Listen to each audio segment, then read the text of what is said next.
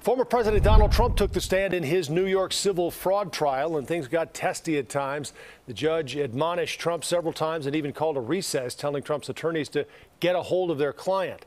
At the center of the case, allegations by New York's Attorney General that the Trump organization inflated asset values to get better loan and insurance rates. Outside court, Trump continued to lash out. I think it's a very sad day for America.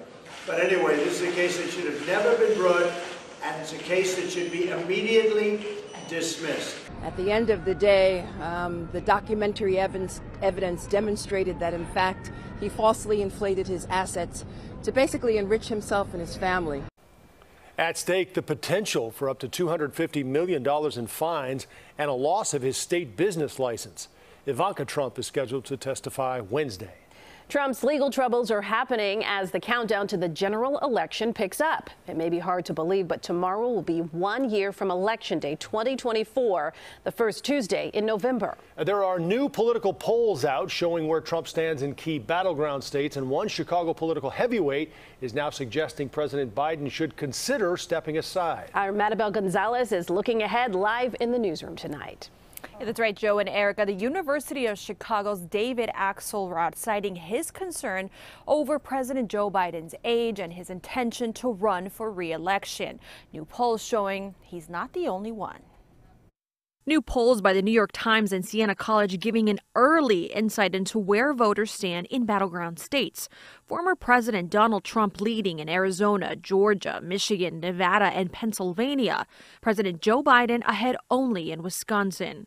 A national CBS News poll also showing Trump slightly ahead, showing the concerns among voters largely center around the economy. Where you see Trump voters thinking about this rematch feel more hopeful and motivated. But by comparison, those Biden voters, their top answers are nervous and frustrated. The results also showing Biden losing support among Black and Hispanic voters. Political strategist and founder of the University of Chicago's Institute of Politics, David Axelrod, weighing in on the New York Times poll. On whether President Biden should run for re-election or not, Axelrod writes, only President Joe Biden can make this decision. If he continues to run, he will be the nominee of the Democratic Party.